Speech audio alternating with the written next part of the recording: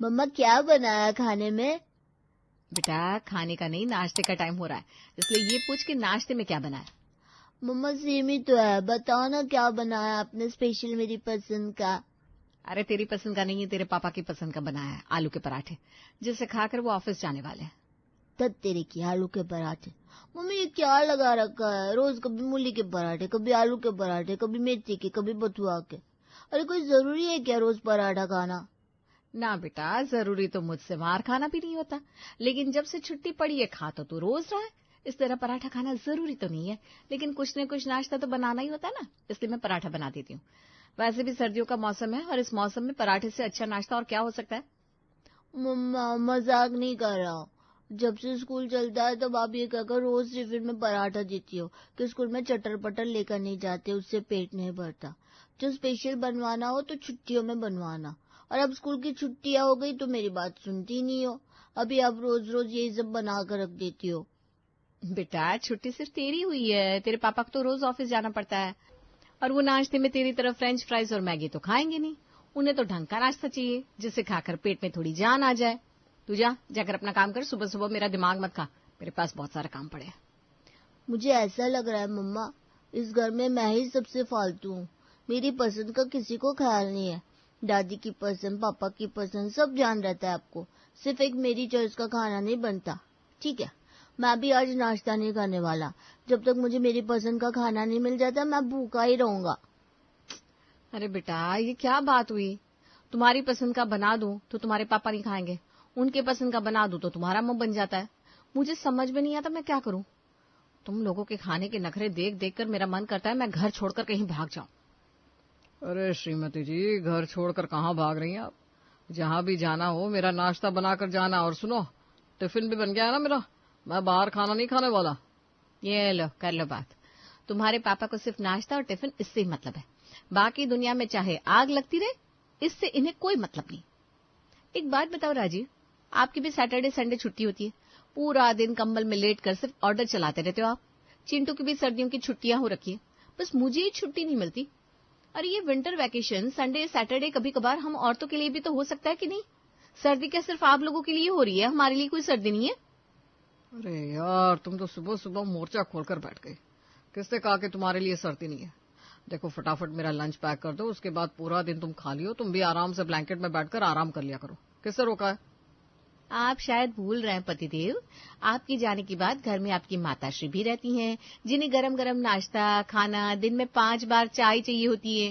सिर्फ इतना ही नहीं, इतना सब निपटने के बाद भी अगर 2 पल के लिए कभी बिस्तर में बैठना भी चाहो ना, तो सासू माँ की कोई सहेली आ जाती है और फिर घर में मेहमान आए और उसके लिए चाय नाश्ता ना बने। ऐसा हो सकता है क्या? अरे भाई मेहमान गया, तुम्हारे पास बहुत काम है, अभी मुझे ऑफिस जाने दो, शाम को लौट कर बातें करते हैं। देखा, किसी के पास मेरी प्रॉब्लम सुनने का भी वक्त नहीं है, बस हर कोई अपनी अपनी चलाने में लगा हुआ है। देख चिंटू मेरा दिमाग गर्म हो गया है, मैंने पराठे बनाकर डाइनिंग टेबल पर रख दिए, चुपचाप खा ले वरना फिर सुबह सुबह तुझे खर्चा पानी मिल जाएगा। जा रहा हूँ। इससे तो अच्छा मेरी छुट्टी ना होती। स्कूल में कम से कम दोस्तों के साथ मौज मस्ती करने का मौका तो मिलता था। जब से छुट्टी हुई है पूरा दिन आप बस गुस्सा ही करते रहते हो। अपनी पसंद का भी कुछ खाने को नहीं मिलता, क्या फायदा ऐसी छुट्टियों का? चिंटू आज सच में गुस्सा हो गया था, जैसा उसने सुबह धमकी दी थी उसने सच में आज नाश्ते में आलू के पराठे नहीं खाए। दोपहर में लंच के समय बहू मुझे लग रहा है ये चिंटू नाश्ता करने के लिए सुबह भी डाइनिंग टेबल पर नहीं आया था। उसको कमरे में नाश्ता देकर आई थी क्या तू? नहीं माँ जी, मैंने उसके कमरे में नाश्ता नहीं दिया, मुंह फुलाकर बैठा है, कह रहा है उसे उसकी पसंद का खाना और नाश्ता चाहिए, वो ये सब नहीं खाने वाला।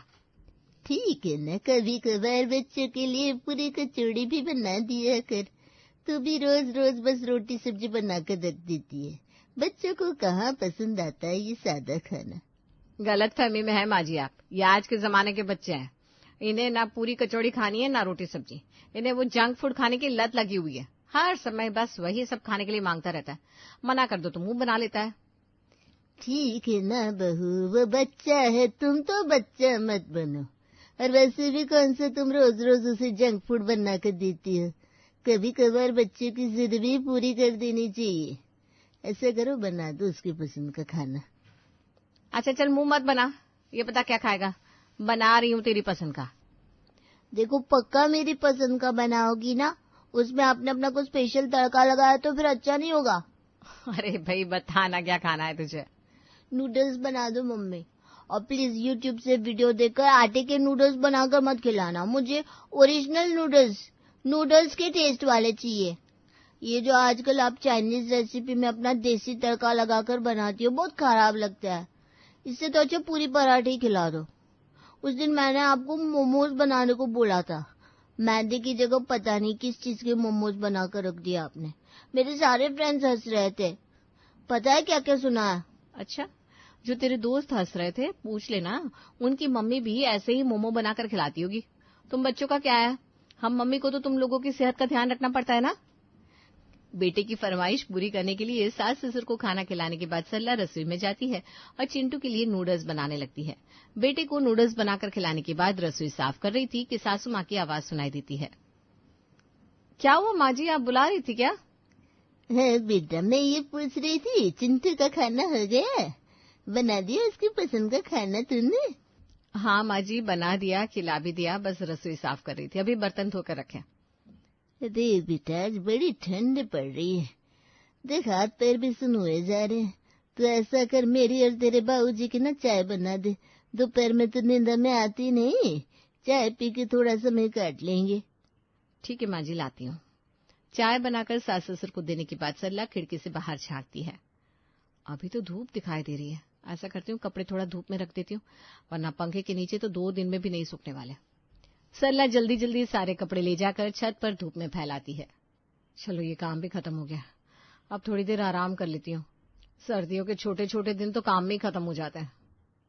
सरला बेटा, ये लो तुम्हारे बाबूजी मटर लेकर आए हैं, खाली हो गई हो तो शाम के लिए मटर छिलकर रख लेना, अभी प्लास्टिक में रखी रहेगी ना तो खराब हो जाएगी। ठीक है माँ जी।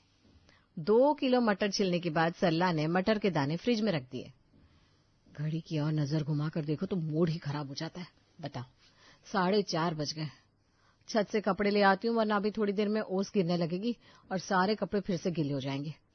सरला फिर से छत पर जाती है, सारे कपड़े उतार कर नीचे लाती है और फिर उन्हें तय बनाकर अलमारी में लगाते हुए शाम की चाय का वक्त हो जाता है। पूरा दिन घर के कामों में उलझकर बिताने के बाद रात को सरला अपने कमरे में रजाई में बैठी हुई थी। राजीव, टीवी बंद करो ना, आराम करने दो यार, फिर सुबह भी जल्दी उठना होता है मुझे। कैसी बात कर रही हो, अभी तो चिंटू के भी स्कूल की छुट्टियां हो गई है, सुबह जल्दी उठने का ऐसा कोई खास प्रेशर तो है नहीं तुम्हारे ऊपर, कम से कम अभी तो टीवी देख लेने दो। पति राजीव की बात सुनकर सरला का गुस्सा 7वें आसमान पर पहुंच गया। ये छुट्टी वाला ताना अगर दोबारा मुझे दिया ना तो मुझसे बुरा कोई नहीं होगा। आपके बेटे की छुट्टी हो गई, उससे मेरा कोई काम नहीं कम हुआ, बल्कि मेरी जान की मुसीबत बढ़ गई है। सुबह से घर के कामों में लगी हुई हूं मैं, और आपको हमेशा यही लगता है कि मैं पूरा दिन बिस्तर पर बैठकर सिर्फ आराम फरमाती हूँ। एक दिन मेरी जिंदगी जी कर देखो तुम्हें समझ में आ जाएगा। तो फिर ठीक है, तय रहा, कल संडे है, कल का पूरा दिन तुम बिस्तर पर बैठकर आराम करोगी। अच्छा, मैं बिस्तर पर आराम करूंगी तो घर के काम करने कौन आएगा, मेरे फरिश्ते?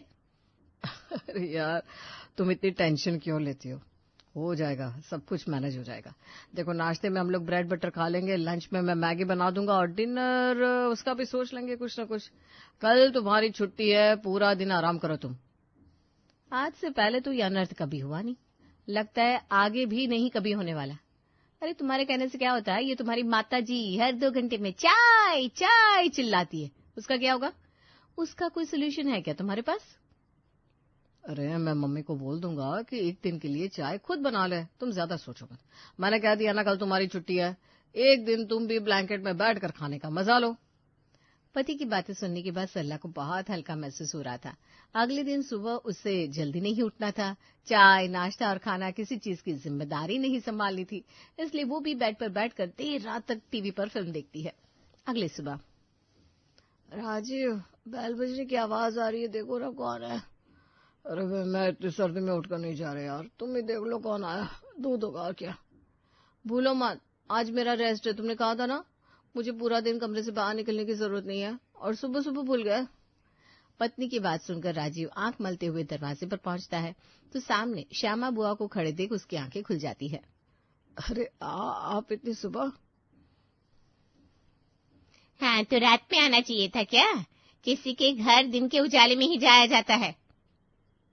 अरे नहीं, मेरे कहने का मतलब वो नहीं था। मेरा मतलब है कि आपने कोई फोन भी नहीं किया कि आप आने वाली हैं। मैं आपको लेने आ जाता ना। अरे मिलाया तो था फोन, वो फोन में आवाज आने लगी कि फोन का बैलेंस खत्म है, कॉल नहीं हो सकते। फिर मैंने सोचा जितने पैसे में इस फोन में बैलेंस डलेगा उतने के किराए में मैं यहाँ पहुंच जाऊंगी। बस मैंने सवेरे 4 बजे वाली ट्रेन पकड़ी और 7 बजे तक यहाँ आ गई।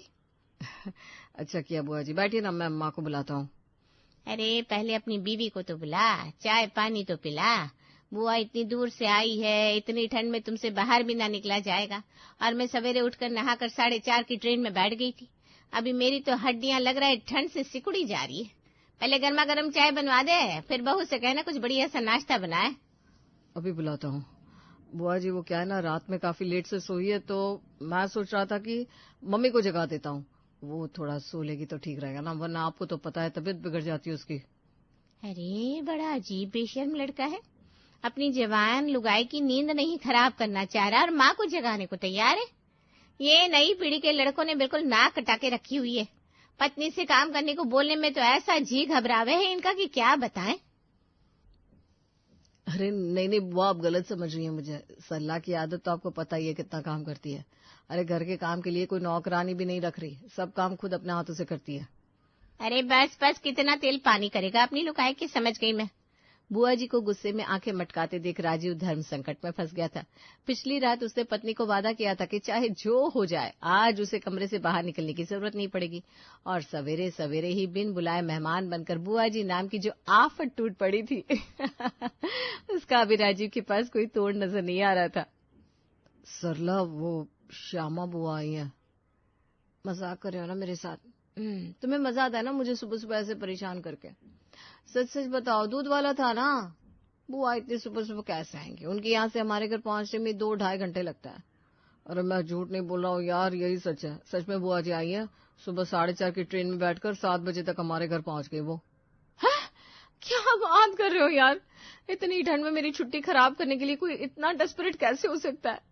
क्यों भगवान जी, क्यों? हम औरतों का एक दिन का आराम आपको बर्दाश्त नहीं होता क्या? अरे भाई ठीक है, तुम अपना खून मत जलाओ, तुम रेस्ट करो, मैं देखता हूँ। तुम क्या देखोगे? श्यामा बुआ का नेचर जानते हो ना, आती हूँ ना आकर। अब तो मुझे ही देखना पड़ेगा। राजीव रसोई में जाता है और चाय का पानी रख देता है। तभी राजीव की माँ भी नीचे आ जाती है। अरे बेटा, जीजी आ गई थी तो तुमने बुलाया क्यों नहीं मुझे नीचे? और तू रसोई में क्या कर रहा है? बहू कहाँ है? मम्मी तुम गुस्सा तो नहीं करोगी ना? वो कल रात को हम लोगों ने डिसाइड किया था कि आज संडे के दिन हम सरला को पूरे एक दिन की छुट्टी देंगे। सारी चिंताओं से दूर होकर वो पूरा दिन कंबल में बैठकर आराम करेगी और अपनी पसंद का शो देखेगी। आप ही सोच कर देखो ना, हम सबकी जरूरत का ख्याल रखते हुए उसे कहाँ अपने लिए थोड़ा सा भी वक्त मिल पाता है। ना उसका कोई संडे होता है, ना गर्मियों की छुट्टी, ना सर्दियों की वैकेशन। अब ठंड सिर्फ हमारे लिए तो है नहीं, सर्दी तो उसके लिए भी है ना। लेकिन हम लोग ठंड के नाम पर उसके ऊपर काम का बोझ बढ़ाते ही जा रहे हैं। कभी गाजर का हलवा, कभी मटर की कचौड़ी, कभी आलू के पराठे, कभी चिंटू की बेफिजूल की फरमाइश। दिन रात दौड़ती तो रहती है बेचारी। इसलिए आज वो सोई रही थी कि तभी बुआ जी आ गई। लेकिन आप चिंता मत करिए, मैंने उसको बोल दिया है, वो नहाने गई है, थोड़ी देर में आकर नाश्ता बना देगी। बेटे गलत बात करेगा तो गुस्सा तो आएगा ही ना। अब गुस्सा तो मैं हो गई हूँ, बुला बहू को। सबसे पहले मैं उसके कान खींचूंगी। अरे घर में मेरी कोई वैल्यू है कि नहीं? ये सब कुछ तुम पति पत्नी आपस में डिसाइड करोगे? अरे मम्मी, इसमें उसकी कोई गलती नहीं है। उससे थोड़ी ना कहा था, वो तो मैंने कहा कि मैं संडे में घर में हूँ तो मैं संभालूंगा, और एक दिन हम लोग नाश्ते में ब्रेड बटर मैगी या खिचड़ी वगैरह खाकर काम चला सकते हैं, तो वो भी मान गई। अब आप प्लीज उससे कुछ मत कहना, बेचारी पहले ही परेशान हो गई है।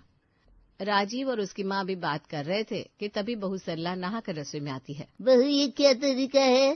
तुमने राजीव के साथ मिलकर ये सब किया? मैं इस घर में हूँ कि नहीं? क्या हुआ माँ जी? वो आज इसलिए थोड़ा लेट हो गई। मुझे पता नहीं था ना कि आज अचानक बुआ जी आ जाएंगी। संडे था तो थोड़ा देर तक सो गई। आप बताइए ना राजीव। अरे वो क्या बताएगा, वो तो सारी कहानी सुना चुका है। जवाब मुझे तुझसे चाहिए। इसके अंदर इतनी अकल होती तो बात यहाँ तक पहुँचती नहीं। सास की बात सुनकर अब तो सरला की आंखें बस डबडबाने को थी। अरे बेटा, अगर आज तूने छुट्टी ले ही ली थी तो फिर ये साड़ी पहनकर काम पर आने की क्या जरूरत थी? इसीलिए मैंने पूछा इस घर में मैं हूँ कि नहीं। तू एक दिन घर में काम नहीं करेगी तो घर की छत नीचे नहीं आ जाएगी। अरे ठीक है ना, अगर बेवक्त जीजी आई गई थी तो मैं उन्हें संभाल लूंगी। तो जा अपने कमरे में और जाकर अपनी छुट्टी मना। बुआ जी की बातों की चिंता मत कर। कुछ तो लोग कहेंगे, लोगों का काम है कहना। तू अपनी छुट्टी मना। अरे माँ जी, लेकिन बुआ जी क्या सोचेंगी? बहू अपने कमरे में बैठी है और